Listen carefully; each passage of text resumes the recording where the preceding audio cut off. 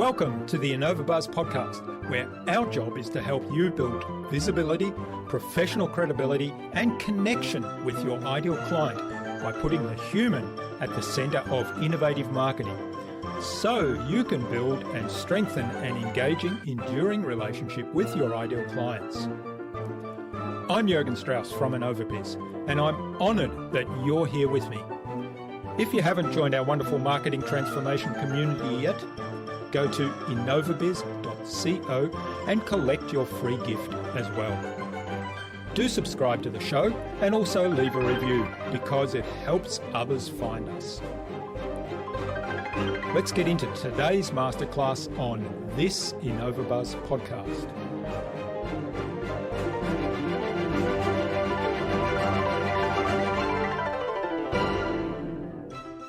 The most important thing about sales and marketing is be genuinely interested in their response.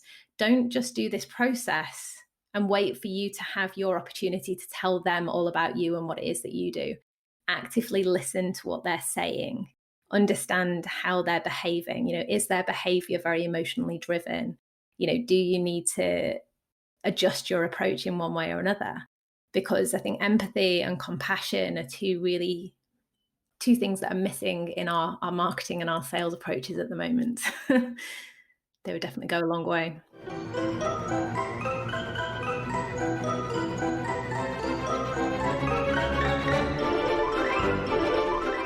Welcome back. I hope your week's been awesome so far. If you haven't yet listened to my recent episodes, my conversations with business and marketing strategist Mariana Norton, and with speaking and creativity coach Will Reed, then do go check them out after you've listened to today's conversation. I'm really excited to have on the InnovaBuzz podcast as my guest today, Charlie Whyman. Charlie started her career by studying engineering. However, after chasing her curiosity, she found herself drawn to marketing and business leadership. Charlie believes in three things when it comes to marketing: curiosity, connection, and commitment, and that there isn't a one-size-fits-all approach. Now, during her career working across multiple industries, she realised that too many people find marketing overwhelming, frustrating, and that it usually ends up at the bottom of the to-do pile or at the top of the I'm avoiding list. And I can relate to that. So many people cut marketing as the first thing in times of uncertainty like we are facing now. Charlie's on a mission to help as many business owners, founders and one-person marketing teams as possible discover the simple and effective ways that she has to market their business that not only works for them, but that's also enjoyable. She believes that marketing needs to be authentic and ethical, and that you are best placed to drive your own marketing. She doesn't do marketing for people, but instead she shows them what to do, how to do it, and also offers a lot of support and guidance around how to get it done. She does this through training, through coaching, and via her virtual club, the Curious Marketing Club. Charlie's also host of the Curiosity Key podcast. In our discussion today, Charlie talked to me about using curiosity as a key marketing tool. We discussed why market behaviour is an important thing to consider before you do any marketing, and why empathy and compassion are required now more than ever. Without further ado then, let's fly into the hive and get the buzz from Charlie Whyman.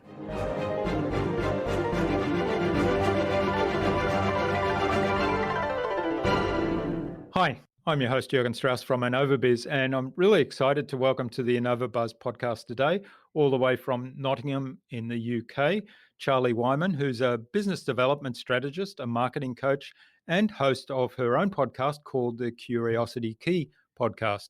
So welcome to the InnovaBuzz podcast, Charlie. It's a great privilege to have you here as my guest. Thank you so much for having me. I'm excited. Me too. I'm looking forward to geeking out about all things marketing, about podcasting maybe, and business growth, of course. But before we do that, I know you also focus on LinkedIn and connecting with clients on LinkedIn, so that might come up. Before we do that, can you give us a bit of a whistle-stop tour of how you got to where you are today and what were some of the key moments in that journey?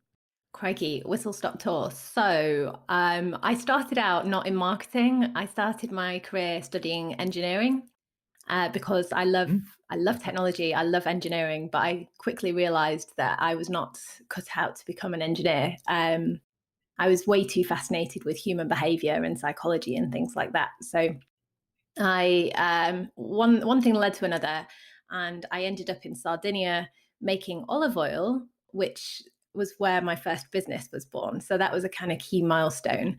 Because if you can imagine electronics engineering students selling olive oil and Sardinian food on a market stall, trying to develop a brand and market a business with no real knowledge of marketing, it was an interesting journey. I then came back to the UK and got a job. So I worked in grants funding for public sector. So I worked in sports and then healthcare. And I think because of my approach to work, I just generally get stuck in. I ask a lot of questions. I love building relationships with people. One of my project managers when I worked at the NHS, her husband had an engineering company, and she invited me to go and speak to him about a job.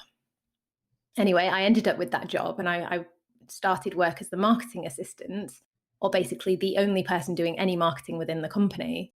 I didn't know the sector. I didn't know really very much about marketing. I was definitely not process driven at all in that sense. And within two and a half years, I was promoted to the global head of sales and marketing because I was just able to learn on the job. And I think because I'm a very curious person, I just met so many people in the industry, and I just started listening to the questions that kept coming up over and over again, and listening to the language that was used and how people didn't like the way that they were constantly marketed to. So I think I was like the anti-marketing person in that industry or in that space because I refused to conform to the way that people said that we should be doing things. So I was there for 6 years, and then I got a job as the head of marketing for a shipping company. They were a group of companies that served the global shipping industry. And I worked there for a year before then deciding, you know what, I really want to help more people be successful. I want to make some form of global impact. And I believe that business is the way to do that. And yeah, I quit one day. I just went into work and I said, I don't want to do this anymore. I'm going to set up my own business. I'm not quite sure what that looks like yet, but I need some headspace to do it. And that was nearly 3 years ago. So here I am today. Mm. That's fascinating. Oh, it's interesting. I did sort of curious about how you got into olive oil, but we might skip over that one and go straight to the marketing part because I think one of the things that is fascinating that you kind of dug into marketing, but didn't really know what you were doing, but you were always fascinated with human behavior. So I suspect that with your curiosity and fascination with human behavior, that's what you focused on in what drives people and what are they looking for and how do they react to a message that I might put out there, and really fundamentally that's marketing. So you're probably not encumbered by the traditional kind of push marketing that people are getting into more and more now, particularly with automation. Yeah, I think because I personally resist a lot of push marketing tactics and strategies, and I'm very alert to when people are trying to automate a process or speak to you like they're trying to personalize something that cannot be personalized.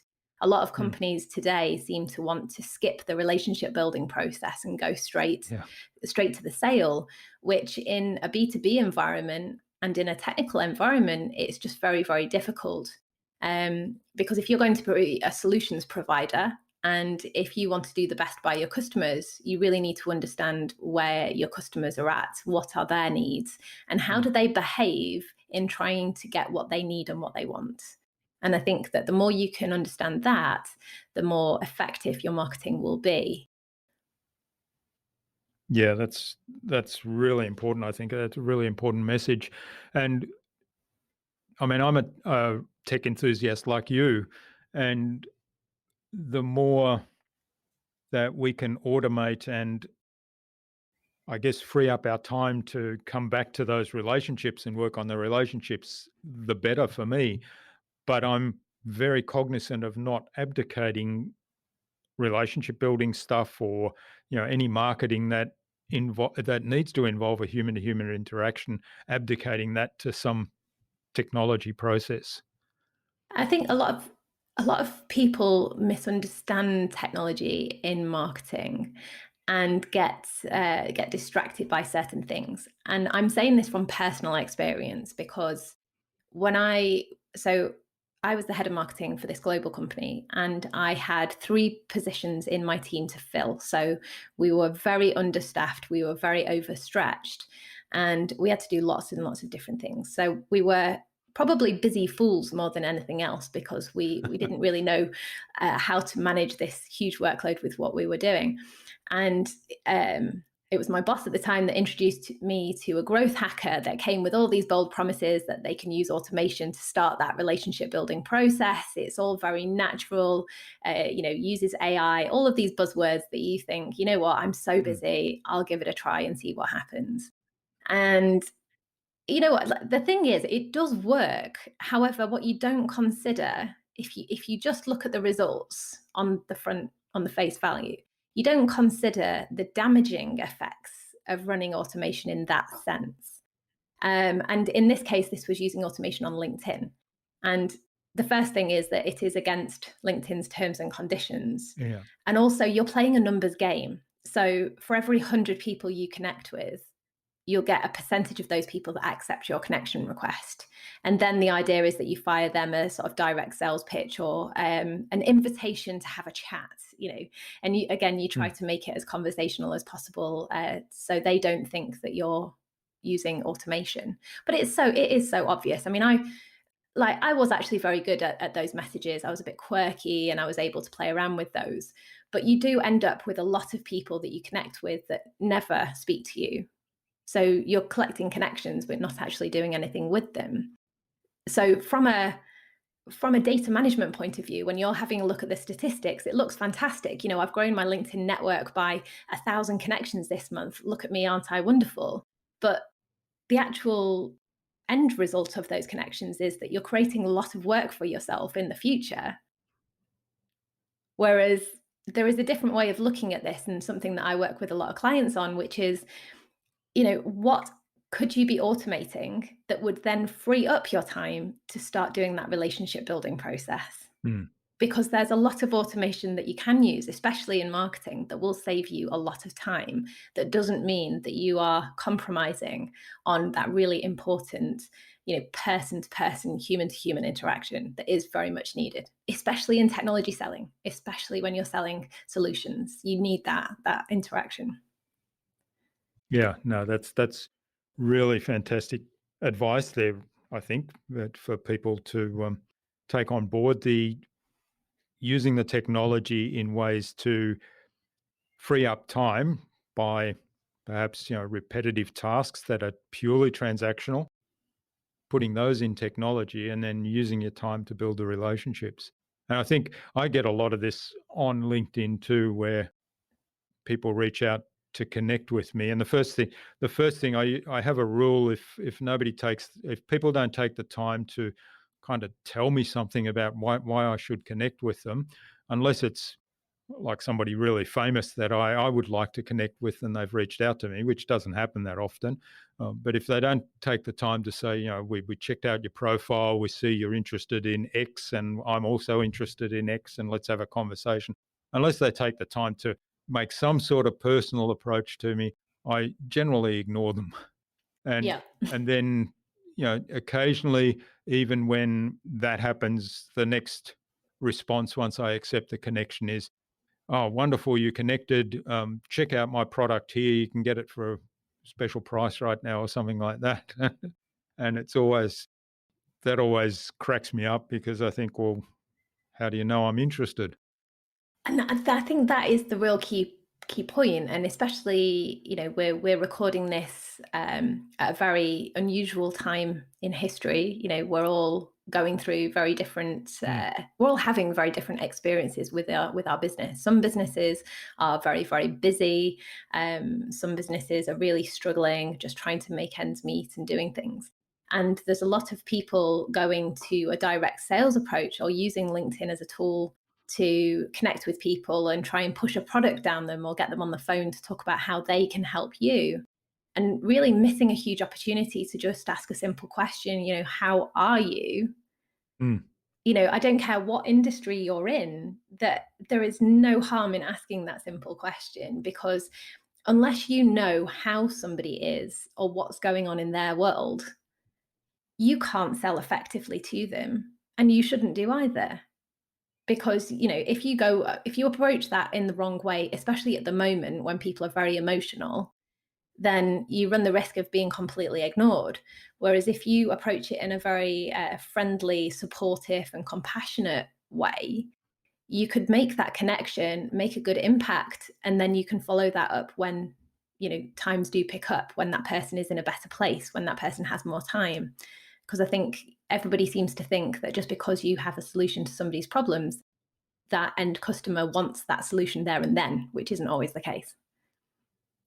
That's right. Well, you mentioned earlier about meeting people where they are in their journey effectively. So, the customer, I like to think of a customer journey as, it starts from when you first have a conversation with somebody right through to when you've delivered a product or service to that person, and beyond that, because it's about getting feedback as to how that product or service has been received, getting feedback, or actually holding them to account. Have you actually implemented the actions that we agreed? And then the next step, even beyond that, then understanding, well, where else are there gaps? Do you have other gaps? Is there something else I can help with?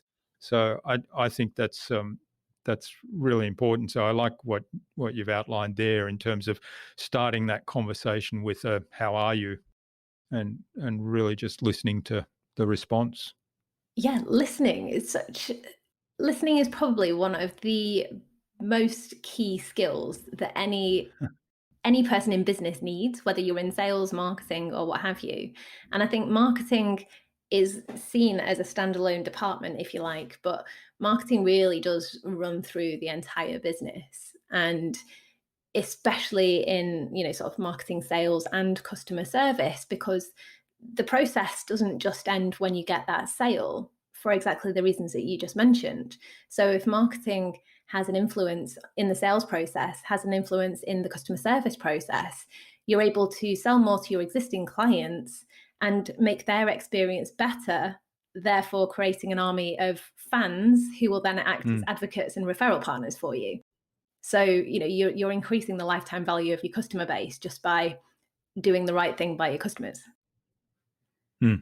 Yeah, that's a really great point, and I like to emphasize that all the time. That and some people who may be in your sphere, in your community, but don't become customers, can still become advocates of your business 100%, if you, yeah.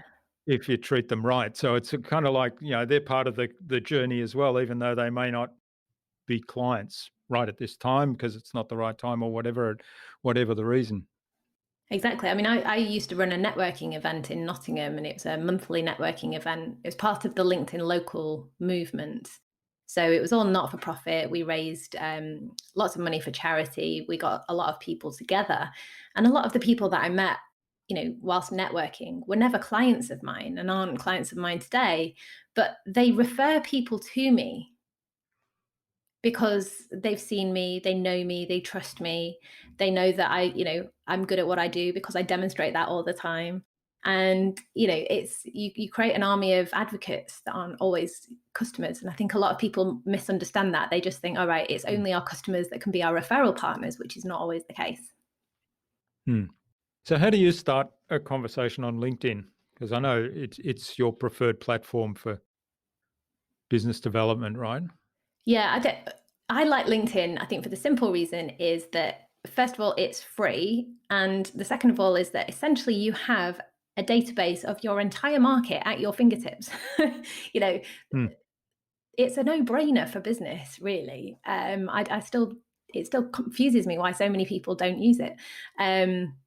But in terms of starting conversations with people, there are two approaches. The first approach is if you're wanting to start a conversation with somebody that is an active user of LinkedIn, and by that I mean that they are posting their own content or they are engaging with other people's content. And if you want to speak to that person, the most effective way of doing that is to engage publicly with their content first, or to then follow up with a message of acknowledgement around a piece of content or something that they've said on their profile. So, for example, I'm going to use an example of something somebody did to me, was that they went onto my profile and looked at my, I think it was courses that I'd taken or qualifications, and they'd noticed that I was a rowing coach. Mm. And they sent me a message saying, "Oh, I've just noticed that you're a rowing coach. I used to row crew at university. Like, what kind of rowing do you do?" So it was nothing to do with business, but it tapped onto something that I'm very interested in and something that I can talk a lot about. And they were interested in something that I was interested in. So I'm more likely then to have that conversation. And it's the same with other people. When I worked in the shipping industry, if I was going to an event and I'd never met somebody before, I'd have a look at who was following particular hashtags, or I'd have a look at who was engaging in posts about that particular event, and then send them a message to say, "Oh, I see that you're going to this event. Would you like to grab a coffee?" Or, what are you most looking forward to seeing at that event? And just start a conversation based on a mutual interest or a common theme. Mm. Yeah.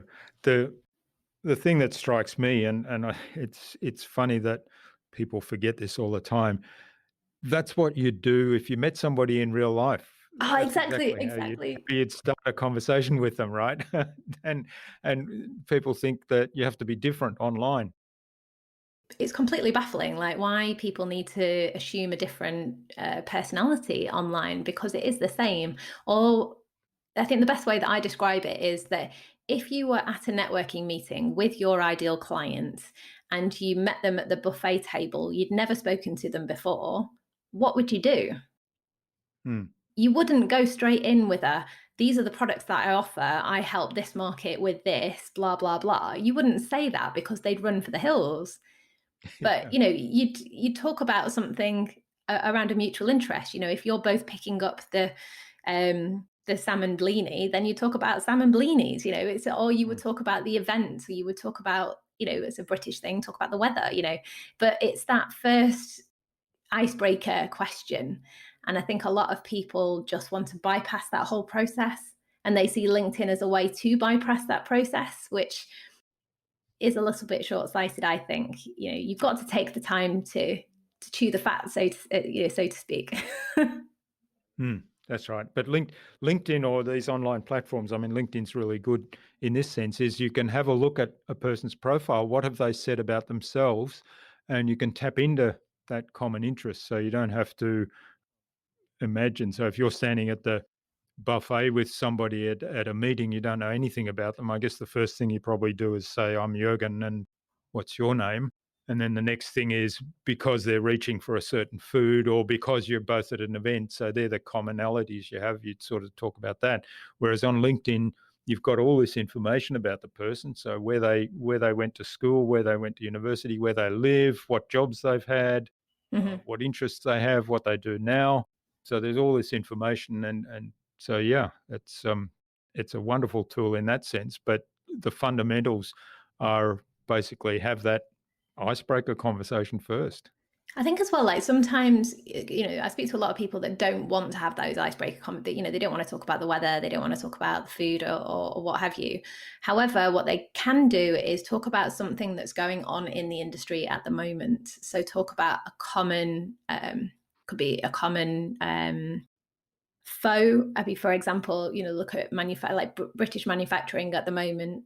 As I'm in Britain, very aware of what's going on. There's a lot of smaller manufacturing companies that are struggling to get contracts because they're being given to much better known brands.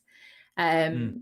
And they're sort of competing against brands that wouldn't necessarily do what they do, but they have the ability to do it and the influence over the supply chain in order to get that contract.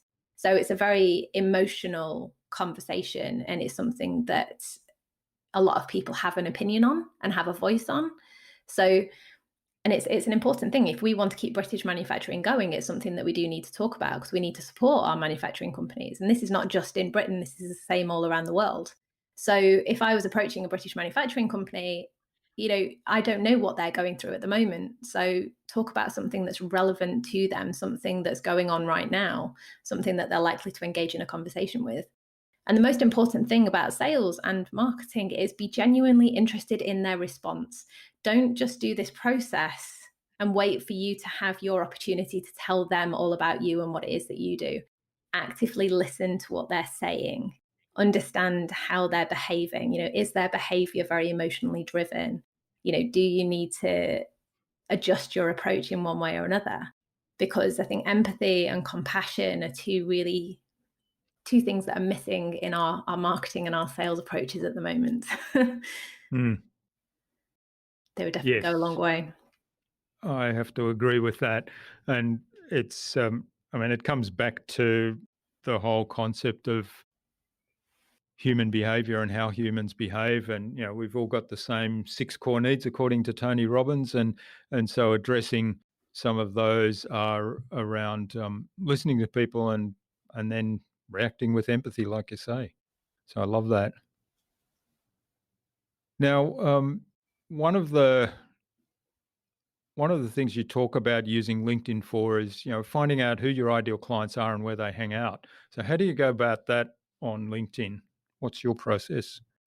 So the first process I go through is to actually remove yourself from LinkedIn entirely and have a look at, right, who do you most want to have conversations with? Hmm. So who do you want to have conversations with, and where do they hang out? And when they go to the place that they hang out, how do they behave when they're there? So in the case of LinkedIn, a lot of people hang out on LinkedIn, but not everybody hangs out in the same way. There are a huge amount of people that have an active account. They use LinkedIn, but to a normal person having a look at their profile, it would appear as if they don't use LinkedIn because they never like anything, they never comment, their profile doesn't have that much information about them. But that doesn't mean that they're not there. It doesn't mean that they're not looking in groups. It doesn't mean that they're not having conversations in the private messaging space. And they may not be liking and commenting because that could be seen as a public endorsement. In a lot of technical industries and a lot of senior professionals, they're less likely to be publicly liking and commenting because it's seen to be a waste of time. And a lot of people misunderstand how to actually do that. But again, that doesn't mean that they're not present. So the more you can understand who you're targeting and how they behave when they're on LinkedIn, the better you can approach that. Because the other thing to bear in mind is, what type of content are they likely to consume when they're on there as well? Are Mm. they looking for long articles that are full of thought leadership? Are they looking for video? Are they looking for graphics and visuals? Are they looking for solutions to their problems? Are they aware that they have a problem in the first place? And I think this is a really key thing. You've got a lot of people that are trying to market solutions to Yeah. industries and individuals that aren't even aware they have a problem yet. And if they're not aware that they have a problem, you need to educate them that they have a problem, and then you need to educate them that it's important for them to spend money on fixing that problem, and that you are the best person to do that. So that whole Mm. process takes time and a considered approach. It's not just as simple as saying, right, here, look, here's this widget or here's this solution that does this, this, and this, because they're just going to ignore you. Yeah. So it really is kind of taking it back and then just thinking, right, okay, who do I most want to be speaking to? How do they behave?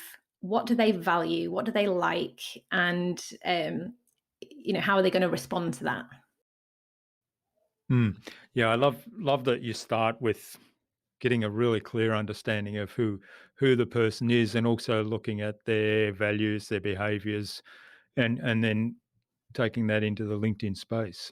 So I'm fascinated by the idea of, because I hadn't thought of this before, around some people on LinkedIn might be using it actively, but it's not, you don't see that because they're using it as kind of a private communication channel between their contacts. and they may not be liking or commenting or posting articles. And this is how I used to use LinkedIn, because I always describe it as an accidental personal brand that I ended up developing. So I've been using LinkedIn for many years just by doing something and hoping that I get the response that I want. But then if I don't, have a look about why I'm not getting that response, whilst also spending time looking at how other people are using it, what's working in spaces that I want to be playing in, or what's working for other people that may not be working for me. And what I do see is that if I post a lot of video content, or if I post a lot of text content, and then I go to an event, there was one event in London that I went to, and literally every person I spoke to told me that they'd seen my videos on LinkedIn and loved them. And not one person had ever liked and commented on any one of my videos, but they saw them all the time. So sometimes you don't actually know who's watching or reading your stuff until you actually have those face-to-face conversations with you. But the other thing as well is that a lot of inbound inquiries that you do get normally come from people that aren't actively engaging with your content. And Yeah, this that's has been the case fascinating. in especially in regulated industries. If you're targeting senior professionals, if you're targeting people that are quite introverted, those types of people generally aren't always ready to actively engage. But it doesn't mean that they're not watching you. It doesn't mean that they're not listening, and it doesn't mean that they're not there. So.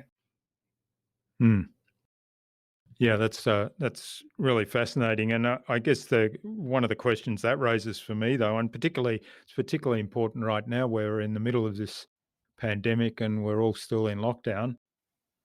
Maybe by the time this airs, we might have come out of it, although I suspect that won't be the case for a little while.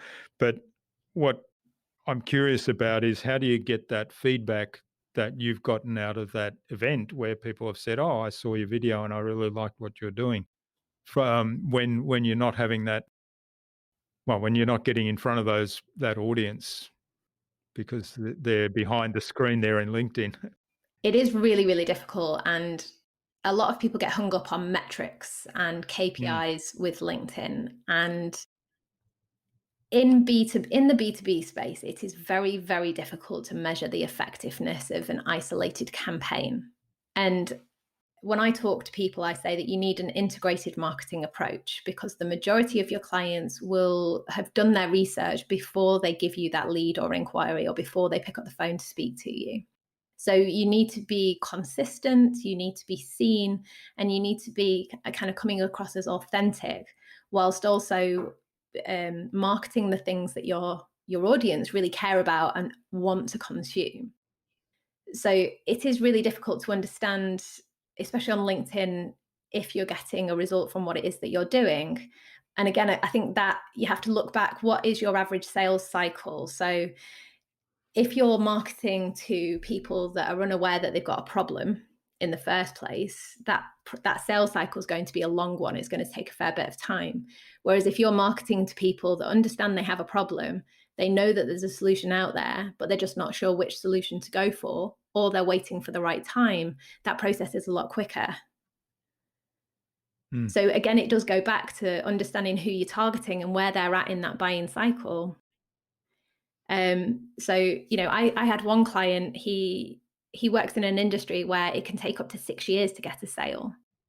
So he is a very, very patient man, and he doesn't use LinkedIn every day. The majority of his market are not active on LinkedIn. However, he got 12 sales calls from people that had a serious interest in what it is that he was doing off the back of one single post. That's 12 sales calls. And those are from people that were watching his stuff, and all it took was for him to say one thing that was very relevant to where they were right now, and that prompted them to say, right, okay, I need to talk to you about this. Yeah. So I think, again, it's just, you've got to listen to your market. You've got to also actively have conversations with the people you're targeting. So even if you are on lockdown, pick up the phone, have Zoom chats with people. Don't be afraid to actually have those one-to-one conversations, because you don't need events to do that. You can do it digitally. Yeah, that's right.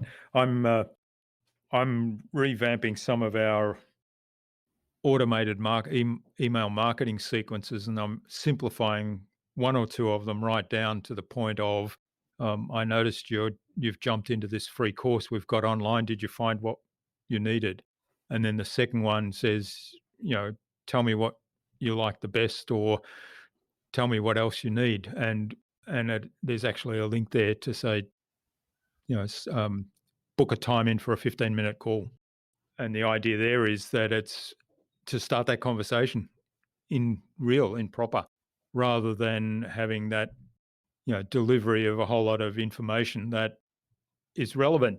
If somebody's signed up for that particular training program, then each email actually talks about the next step of the training program. But I've kind of simplified it back. So that's an experiment I'm doing right now to see whether people will respond to that. And then also, if some people have responded, and when they do, that conversation can lead to a whole lot of valuable information and feedback. I'm pretty sure that strategy will work very, very well for you. I know that my diary is really busy at the minute, because I always offer discovery calls. I'm always inviting people to book a call with me. Let's just get on the phone. Let's have a chat, speak about what's going on. And I think now, because people have more time, I mean, I don't have more time. I'm not sure about everybody else, but I think a lot of people do have more time, that they are using that time to book those discovery calls. They're using that time to have those conversations with people, because whether or not they're interested in taking you up on an offer right now, they may be in the future, but they're using their time right now to have those important conversations. But I'm a huge advocate for constantly going to your email list or to your social networks and asking them questions about, what's the most important thing to them? What are they struggling with? What are their challenges? What don't they like? People are much more willing to tell you what they don't like than what they do like, or what they do want. And that's actually a bit of a ninja sales tactic, is that if you're going into a sales negotiation meeting, a lot of people are like, right, okay, so what's important to you? In what order? What do you value the most? Whereas if you sit in there and just sort of say, right, okay, well, what don't you want? What's not important to you? You can get a real good understanding of where they're at, and a very different perspective, which will then help you with your sale, help you with your proposals, and also help you with your marketing as well. Fascinating. So a little ninja trick there for everyone. All right. I was going to move on to podcasting and talk a little bit about your podcast and why did you get into podcasting, and what's it about, and who do you speak to? Lots of Who's it questions for, there. actually? Yeah. So All right, let's start with, why did you go into podcast? I went into podcasting because I'd set up a podcast for a client of mine a year before I started mine. And the client was very aware that it was something that I was interested in doing for myself. And the client was also very aware I'd never done it before, but they wanted to set it up, and they were happy for me to use them as an experiment. And it was an experiment that went very, very well. And I think I just kept putting it off and putting it off. And I had a conversation with a friend who wanted to write her book. She wanted to get her first draft of a book published. So we agreed that we would set something bad that would happen if we didn't meet our goals. so that my podcast would launch and her book draft would be finished. Because I think if you set yourself something bad that will happen, you're much more likely to get it done. So I was pregnant at the time. So I said that if my podcast wasn't launched by April the 1st last year, I would let my partner name our baby. And I knew that was never going to happen. And then I think my friend had something just as bad. And yeah, so my podcast launched before the 1st of April, and her book draft was finished. So we got that done. But in terms of what I wanted to achieve with it is that I think over the course of my career, I've met so many interesting people that do so many different things, who are really passionate about what they do. They're really driven towards solving some quite challenging problems that are going on in the industry or in the world at the moment. I believe that we can use business as a force for good. So I was thinking, how can I have interesting conversations with people whilst demonstrating that you can use business as a force for good, and also helping these people bring more awareness to what it is that they're doing and the great work that they are doing. So I thought, okay, I could start a podcast and I could interview these people. So my podcast is aimed at technology leaders and change makers in the world that do want to make a difference. And what I do is I interview those people and ask them why they started their business, talk a little bit about their journey, what marketing tactics and things like that have worked for them, because I do believe that there is no cookie cutter method to marketing. It's all dependent on who you are targeting and how you want to do business. There are so many, sort of factors that you've got to consider that, and I think a lot of people that are telling you what you should be doing out there, that it does get quite frustrating. So I think learning through other people's stories, other people's lessons learned, and other people's experiences is a really effective way of learning and understanding what could work for you. So that's kind of what I want to achieve with my podcast. Okay, oh, that's great. That's a little bit like mine, although you've articulated much better than I could. um, yeah, it's fascinating, isn't it? You get to talk to the people on your podcast, and I was looking at the list of people we've got booked now.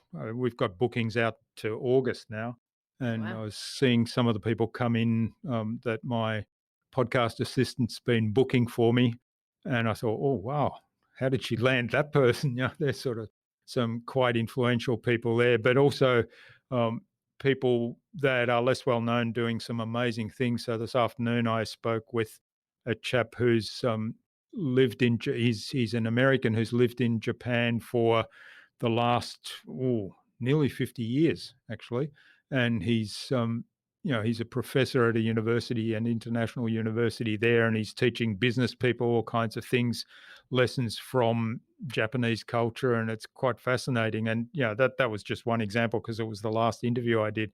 But there's so many interesting people out there that have a story to tell. Oh, I know, and I love speaking to people. I love listening to other people's stories and finding out, like, what were those key moments that happened to them that made them do what it is that they're doing now and made them care about the things that they care about now. And I Mm, think for me, purpose has to come before profit and above profit, and people have to come above everything else as well. And I think if you care about your purpose and you care about your people, profit will come, and it will come in abundance. mm, And I think that a lot of really incredible companies that do put purpose and people ahead of everything else have great stories to tell and have a lot of value to add into the world, but they're just not necessarily very good at talking about what it is that they're doing or promoting what it is that they're doing. So I think if I can play a part in helping them spread their message or get in front of more people, then that gives me a lot of joy and a lot of satisfaction as well. So mm. And the other thing for me on that is also for my audience to see, hey, this person could be a model that I could emulate because they're doing these wonderful things. yeah. Yeah. Oh, Mm, exactly. Exactly. Emulate. I think I cannot advocate that strategy enough. Look at the people that you admire, look at how they're doing, look at what works for them, and ask yourself, what if I could do that in my business? How could it work for me? And ask yourself mm, those kind of like really important open questions, because there is so much we can do and so much fun we can have, that I think we just need to allow ourselves that breathing space and that time to ask those important questions, to be curious.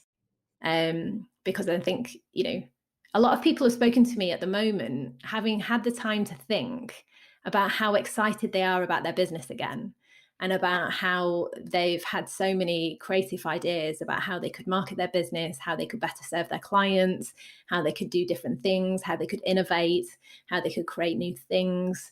And I think, yeah, we vastly underestimate the power of having that time to think.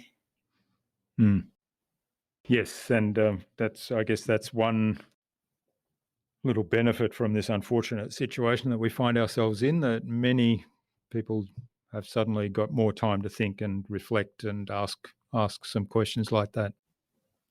And I think the one thing that I have noticed, again, it's just an observation, I'd be interested to see the reality of it. So the statistics is that the people that I've spoken to and the business leaders who do put purpose and people ahead of profit are in a much more positive frame of mind than people who focus entirely on profit. Like, at the end of the day, we all know that we need profit in order to run a business. So profit does need to be very important, but Yeah. we also do need to make sure that our people and our purpose come ahead of that. And I think that, when that's the case, you come through it, you come through it together. You come through it with a much more positive frame of mind, and also positive thoughts breed positive actions and also open you out to new opportunities. So, there are lots of ancillary benefits to doing that as well. That's right. And you mentioned earlier about a long sales cycle in one example that you talked about, and I think it's really important to have that mindset of playing the long game rather than just a short game, and kind of trying to protect profitability at all costs right now because of the situation that we're in, and forgetting to look after your own people, your staff, your team, and also customers, clients, and the overall purpose, staying focused on that purpose. I think the companies that are going to do those things are the ones that will come out stronger from this, because people Yeah. will remember.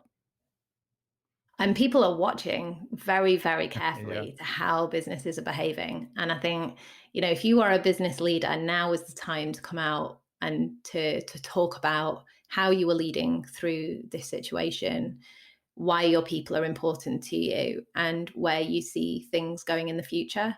Because I think very traditionally and years ago that we were so used to doing business with faceless businesses. We weren't necessarily bothered about who owned that business or who ran that business. Whereas now we're very invested in the individuals behind these businesses. We're very invested in the people that work for these businesses. So I think, the power of a personal brand and the power of actually putting yourself out there and saying, look, this is what I stand for. This is what we're trying to achieve here. We're being very transparent about it. Look at the leaders of Zoom. They made loads of mistakes, and Mm. that they went public and admitted to those mistakes, but they also told people where they were going and what they wanted to achieve, and the market rallied round them. It's a great Yeah, example. it is a good example, yeah, and it's a contrast with some other companies, and we won't name them here, but that pretend that it was somebody else's fault. That's not really true. Security problems. What security problems? Yeah. Blame is something, without going too much on a tangent, blame is something I want to talk about a lot more, because I think if you can stop the blame culture, both from yourself and from other people, because I think everybody's always got somebody to blame for the bad things that are going to happen. And I think instead of say, right, okay, I'm going to blame such and such a body for this happening, think, right, okay, this has happened. I can't do anything about it. How can I make the best out of this situation? Yeah, people waste a lot of energy on blame, and as you say, if you focus that energy on, okay, it's happened. Now, what do I do to make it better? Exactly. I think because I have an 8-month-old baby, and I've pretty much been working since he was born.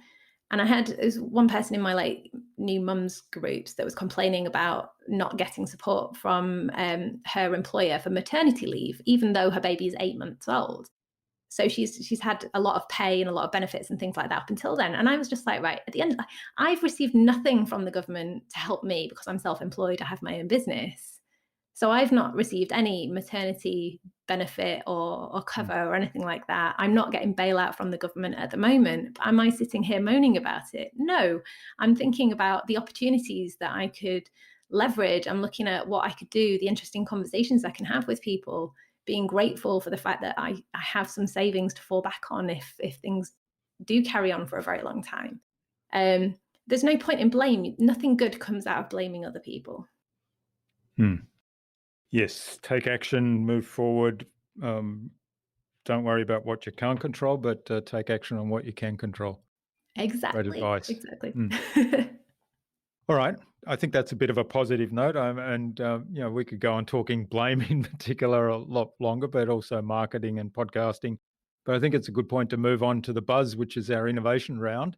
And it's designed to help our listener take away something from tips from your experience that will hopefully inspire them to go and do something awesome today as a result. Love it. Okay. So, what do you think is the number one thing anyone needs to do to be more innovative? Be curious Be curious. Yeah. and Thought you allow might say that. yourself the time to be curious. Hmm. I think a lot of people are too busy being busy. So give yourself time, schedule it in your diary. So how do you do that? How do you? Well, I So think the what? first Well, thing is you schedule some time, but what do you do in that time then that's scheduled? so just in the same way that I encourage you to be curious about your market and how they behave, look inward and ask yourself, how do you behave? Where do you get the best ideas? Where do you think most creatively? I mean, for me, I'm a big hiker. I go up into the mountains, I go up into the hills. I like to go out in nature, and I do my best thinking when I'm there. Hmm. So I go for a walk. So I make sure that I've got lots of time in my diary to go walk, to unplug, to think, and to do that, because that's what works for me. Somebody else may get their best ideas in the shower. If they get their best ideas in the shower, have longer showers. Don't put yourself a time limit on having a shower. You've got to find the thing that works for you. It could be doing a sport. It could be spending more time watching your child play. I tell you what, actually, I mean, I'm only 8 months into being a parent, but watching my son learn and do things is absolutely fascinating and gives Hmm. me loads of ideas about other things. And my partner is an engineer, and he's the same. He's come up with loads of crazy ideas and things like that for when he's older and things like that. So Yeah, something as simple as just watching your child play can really open up your mind. that's right. Well, young children have an innate curiosity, don't they? And we kind of tend to get it all trained out of us at some point in our schooling, I think. Yeah, I'm not looking forward to that, because I think my schooling experience, I was told not to ask questions, and I was told to just Yeah. sit there and listen. Hmm. And I think I did that for a time, and it ruined my love for learning. And it wasn't until I started the olive oil business that I started to regain that love for learning. Hmm. So I know for my son, his curiosity will be promoted for sure. Yeah. Great. All right. Now, what's the best thing you've done to develop new ideas? um, oh, I really don't think there is any one thing in particular. I suppose if I was going to choose one thing, it would be to work across different industries and not Hmm. stay stuck in one space. Because the power of diverse thinking and diverse perspective can really help you develop an idea further and progress it more as well. Yeah. Yeah, that's a really good suggestion. I like that because there's so many things that are just plain common sense in one industry that if you kind of took that concept and applied it to another industry, somebody would say, "Oh, that is brilliant. How did you come up with that?" And I think even if you've been in one industry your entire life, just go out and find people in other industries to talk to. Hmm. Again, don't just go to them and start talking about yourself. Again, ask them about them, like start that relationship. But so many people out there have different ideas and different perspectives to give. So surround yourself with other innovative people that don't always work in your space. Hmm. Great. Okay. What's a resource that you use most often? Favorite resource? Favorite resource? Trello, I think is a big one. And I Okay. think it comes as no surprise that I have lots of ideas around things that I want to do. So I plan out my business, and my marketing and everything is planned out in quarters. So I work around a sort of 12-week year basis. Mm. And I do that on Trello, and I have what I call a parking lot. So every idea that I have, instead of trying to pursue that idea at that time, because that can get quite distracting, I will put that idea into a parking lot and then review that every 12 weeks to see whether or not I want to incorporate that in my next 12-week plan or my next quarter. Mm. And it's a free tool. It's really easy to use, and it's a great way to kind of map things out and store ideas and things like that. Yeah. Yeah. That's so fascinating that you kind of park things for almost until the next quarter. Yeah, I'd get nothing done. If I pursued every idea I have, I would get nothing done. Yeah, I have a brain dump board. I use Notion, but it's the board I have is very similar to a Trello board, and it's a brain dump. And so anything I think of that is an idea, I put in there. But I take a look at that weekly and kind of filter things out. Maybe I should extend that time period. Again, it depends on you. It depends what works Yeah. for you. Like I said, I have a lot of ideas, so I have to put them somewhere. Yeah. All right. Now, what's the best way to keep a client on track? Best way to keep a client on track, accountability. Hmm. So I have just launched a virtual club, and one thing that's really important for me to develop into that club is that accountability piece. It's entirely optional, but the simple process of setting your intentions out for the week on a Monday, having a check-in on a Wednesday, even if it's just the client sending you something or just acknowledging in a public space to say, right, okay, I'm on track, or I'm stuck with something, or I need help here, or what have you. And then on Friday, celebrate the good things that have happened and have a look at those intentions that you set yourself at the beginning of the week. What have you achieved? What needs to be put back to next week? Ask yourself, have you taken on too much? Could you do that? Could you learn from that process and apply that to the following week? But yeah, the best thing to keep people on track is set your intentions for the week on a Monday, check in with yourself on a Wednesday, and then on the Friday, celebrate the good things that have happened. Rinse and repeat. And if you can do that in a public space so that other people can see what those intentions are, you are far more likely to achieve it. Hmm. Yes, the public accountability is a big one, isn't it? And I really like the celebration because I think a lot of people would run that process and look at the end of the week and say, well, I didn't get these 5 things done out of the 10 things that I had on my list. And so they beat themselves up for not having done 5 things rather than celebrate the 5 things that they did do, which might be actually the things that projected their business forward that week. Yeah, I think the key learning on that one is that business is exciting, or at least it should be, because And it fun. certainly Yeah. isn't easy. Like nobody starts a business to think, right, this is the easy route now. The easy route is to go and get a job and work for somebody else and get all of the benefits that come with working for somebody else, the security and everything else. Whereas when you start a business, it's really exciting. You've got a purpose behind it. You know why you want to do it. You know who you want to help. But no business it sort of tracks on a straight line. You've got ups, you have downs. It's all part of the process.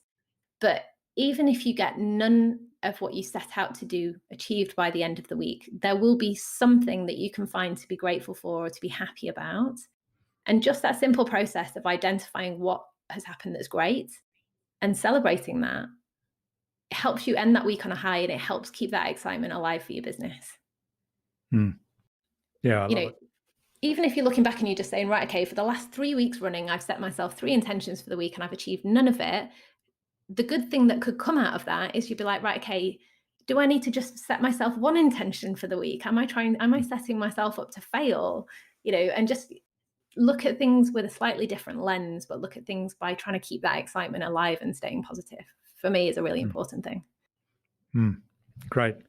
Okay, now what's the number one thing anyone can do to differentiate themselves? Be themselves. Don't be dictated by what other people think you should be. I got this job years ago and I was completely out of my depth. I didn't understand the industry. I didn't understand marketing. I didn't understand this, and this. I think my whole career, because I've always worked in very male-dominated industries, I've kind of been told to step back, and I've been told to keep quiet, and I've been told to just sit and listen and be that kind of wallflower. And I refuse to identify with that because that's not me. If I've got a question, if it's a stupid question, then you can tell me it's a stupid question, but I want the answer to it and I don't care how it makes me look. And you know what? I've actually built a really good career out of doing that and having that approach. So I think don't be afraid of who you are. Don't be afraid to be yourself.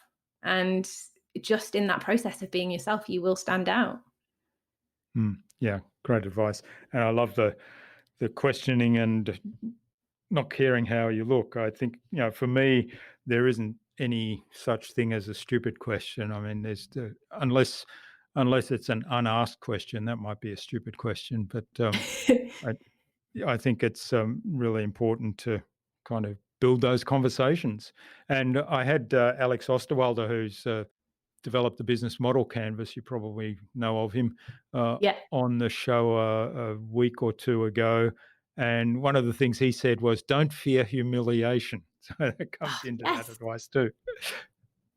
Yeah, I think some of the best learning will come from I believe I mean there's loads of people that says, like, the best things happen when you're outside of your comfort zone, or the magic happens when you're Mm, outside the comfort zone. And I think that is so true. But I think if you pretend that you're really good at something that you're not, people will know that and you would look stupid. Whereas if you said, look, I'm not good at this, but I'm going to give it a go anyway, you'll get the support of the crowd, or you'll get the mm. support of other people around you.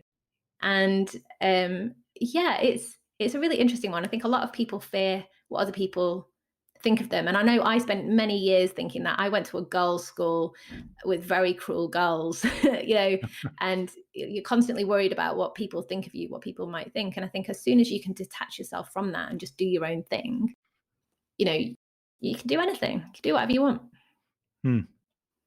Okay, well, thanks, Charlie. This has been really wonderful. Now, where can people find out more about your business and what you do, and maybe even get in touch to say thank you for what you've shared today? Oh, brilliant. I would love to hear from people. The best way to contact me is on LinkedIn, really. If you want to connect with me on LinkedIn, please send me a personal note to say, just say, I listened to this amazing podcast and I want to connect with you and let's have a conversation. It's just Charlie Whyman. So that's Charlie with an IE, Whyman, Whyman. My website is charliewhyman.com, and my podcast and everything about me is on there. The podcast, The Curiosity Key, is on YouTube. It's on all of the podcasting platforms that you can have a look at. And yeah, I don't know. I seem to be all around the place at the moment. But yeah, the best way is LinkedIn or email or website. But I'm always happy to have conversations with people. So just reach out and say hi. Great. And we'll post links to all of those on the show notes. And as Charlie said, if you reach out on LinkedIn, mention that you heard her on InnovaBuzz, the InnovaBuzz podcast. I think it's going to be episode 297. And yeah, invite her to a conversation. Don't try and sell her Brilliant. something. No, don't try and sell me something because otherwise you will get deleted. All right. Well, what parting advice would you like to leave our listener today, Charlie? So without sounding like a broken record, because it is a very, very important thing to do, is just to be more curious and allow yourself time to be curious about things that you're interested in. Don't be afraid to be curious about a particular thing either. So if you want to be curious about something that is way outside of your usual area of interests or expertise or job or whatever, follow that curiosity, because you never know where it will lead you.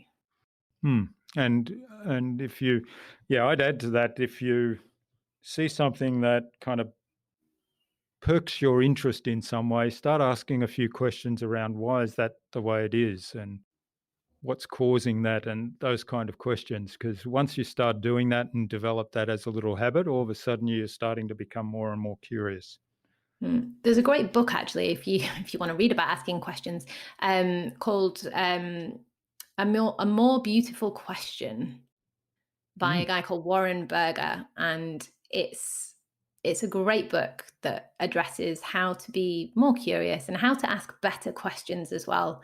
Because I think if you don't get the answer that you're looking for, instead of think that that person or that thing is not going to give you the answer, have a think about, did you ask the right question? And that's a really good leadership tactic for anybody that's listening that's in a managerial position or a leadership position. Because I started out in my leadership career as a really bad manager. I was a terrible, terrible manager. And it was only because I did a coaching qualification that I realized that there was a better way. And yeah, if you're not getting the response, the result, or what you want from something, have a look at, are you asking the right questions? Yeah, that is such great advice. And again, comes back to what we were saying earlier. That's what you can control. You can't control the answer, but you can control the question. Exactly. All right. Finally, Charlie, who would you like me to chat with on a future InnovaBuzz podcast and why? Oh, you know what? I knew you were going to ask me that question. And to be perfectly honest with you, anybody I've interviewed on my podcast. All right. Well, we'll have to go through that list then. Because they're all innovators. They're all wonderful people. They're all very interesting people. And I think they could bring a lot to the podcast. And you ask such wonderful questions here that it would be very different and also very beneficial. So yeah, anybody that's been interviewed on my podcast. I can't remember. How many episodes have you done? Not a huge amount. I think I'm on episode 24 at the moment. So okay, well that's still quite a few guests. If you wanted to start somewhere,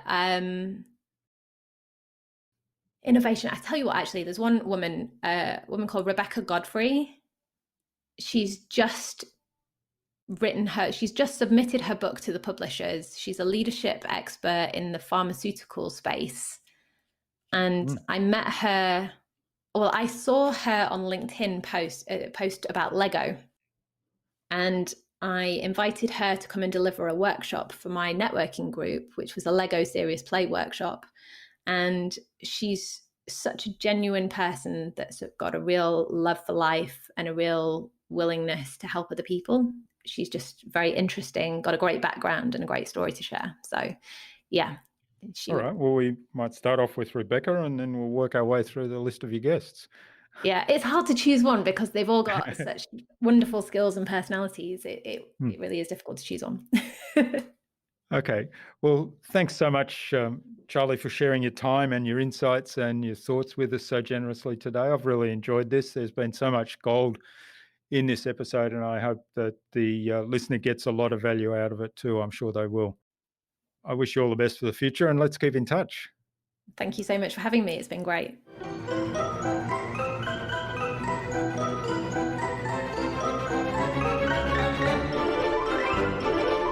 Hope you enjoyed that insightful and engaging conversation with Charlie and took something away from her episode. I really like her congruent message all throughout the conversation about curiosity, all the way from the name of her podcast to it coming up repeatedly in our discussion today, and then as answers to several of the Buzz Round questions.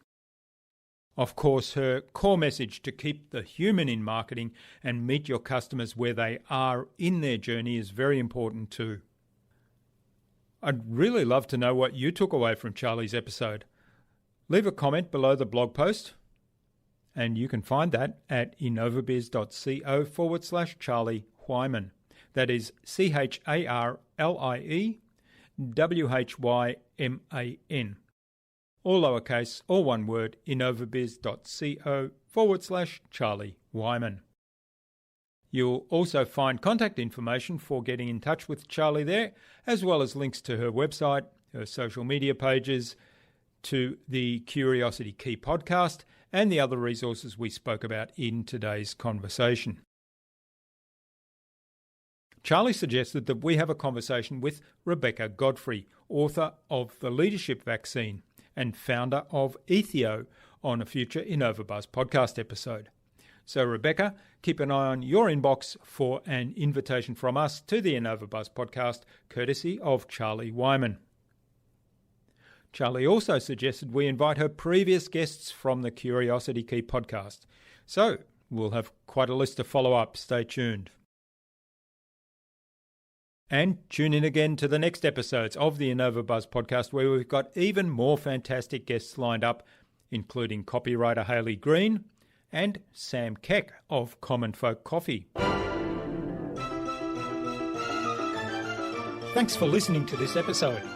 Make sure you subscribe to the show to be reminded of new episodes. It's free to subscribe. Leave a review if you like. Even if you don't like me, I'm okay with that.